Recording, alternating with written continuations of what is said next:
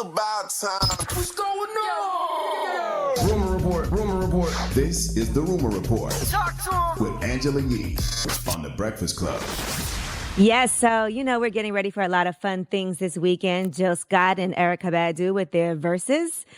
Maybe some of you are excited for Tekashi 6ix9ine going live. I don't know.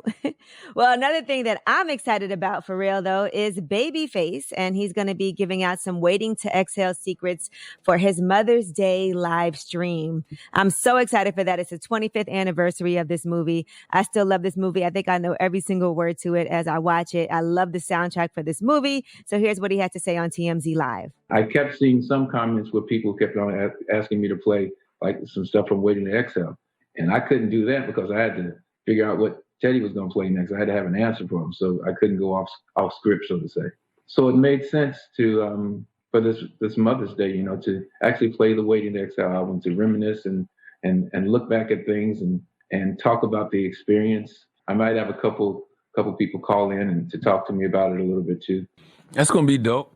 I feel like Babyface done got that Instagram bug. He's been on that Instagram. He see how much people love him. He gonna be on there a little bit more often, huh? Yes, Babyface is also putting out his first song in 5 years, When I Get to Heaven. That's an ode to his late mother, so that's a beautiful thing. Now, he also talks about coronavirus. As you know, he did test positive last month. Here's what he had to say. I had started to get a sore throat and then went to the doctor and got checked out. And he said it might be a virus, so I immediately kind of went to my studio and shut it down and self-quarantined, just in case. And that night, the fever started and just all of it was just kind of hitting me at once. Ultimately, a week later, I went and got tested, and it took about 10 days to get it. So I was kind of like stuck in the studio for about 17 days. At certain points, you get kind of crazy thoughts and thinking, oh man, do I need to write down some things? Because you just don't know. Damn. That's scary, man. That's scary. Yeah, writing them wills, making sure you got your estate trust fund, all of that stuff like that. It does seem morbid, but I mean, that's just life, right? You got kids, you got to be prepared at all times. You never know. Every day is uncertain. Yeah. I feel like I should get my will together also, right? Yeah. Do y'all have a will? Absolutely. Yeah. Yes, ma'am. Well, I just have life insurance. I don't have a will. Definitely got life insurance.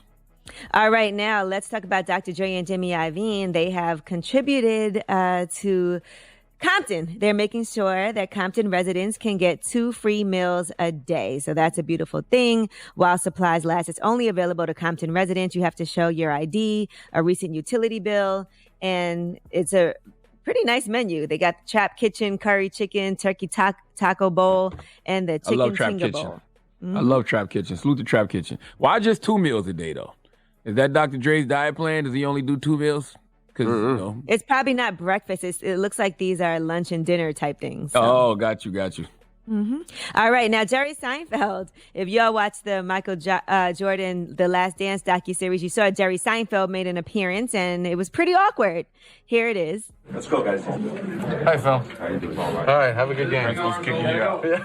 Good to see you. All right, I see you there. Yeah, he tried to say hi to Phil Jackson and didn't really work out too well. He was really being kicked out of the locker room. Well, yeah, Phil was telling them they're getting ready for a game. I love that scene because Phil Jackson don't give a damn. They got a game to play. They're trying to win. Absolutely Same way Seinfeld would rush someone off the set if he was about to film his TV show back in the day. He'd rush somebody out of his dressing room when he's getting ready for a comedy show. That's the way I the don't think game it was goes. a bad thing. It's just funny because it's Seinfeld and he's so awkward acting. So that's It don't what matter made who it funny is. to me.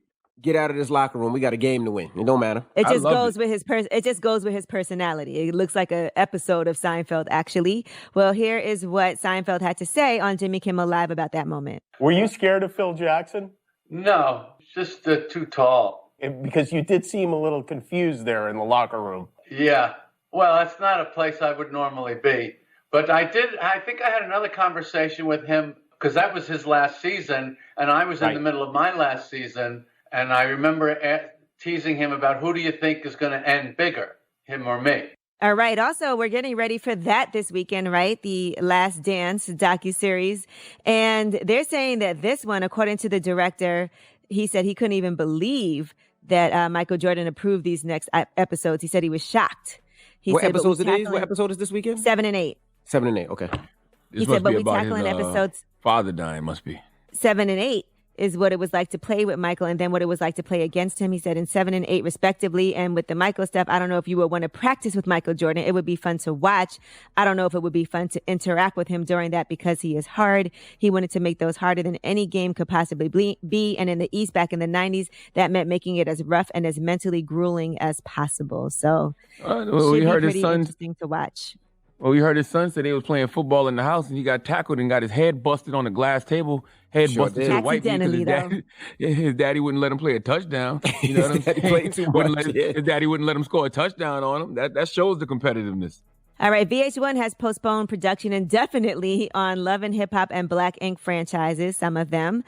So apparently Love and Hip Hop Hollywood Season 7, the remaining episodes of Love and Hip Hop New York Season 10 and Love and Hip Hop Atlanta Season 9 will all be postponed until further notice. It also applies to Love and Hip Hop Miami Season 4 and Black Ink Chicago. They're not doing any new episodes right now, according to Ryan Henry, but they will be back by summertime. So I'm sure some people will be disappointed from production on Love and Hip Hop being postponed.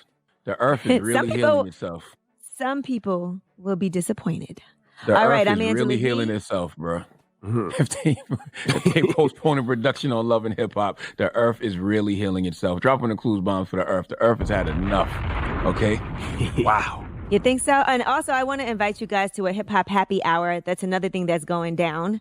And it's hosted by DJ Darrell of the Migos, presented by Fuser. It's a new game coming out in October where you are the DJ and you get to fuse songs from all of your favorite artists. So Darrell is celebrating his birthday today. He's inviting fans, anyone special guests to drop in. So that's happening today at 8 p.m. Eastern. It's going on his Instagram Live. That's DJ Darrell, D-U-R-E-L. If you want to check that out and have some fun on a Friday. All right, I'm Angela Yee, and that is your Rumor Report.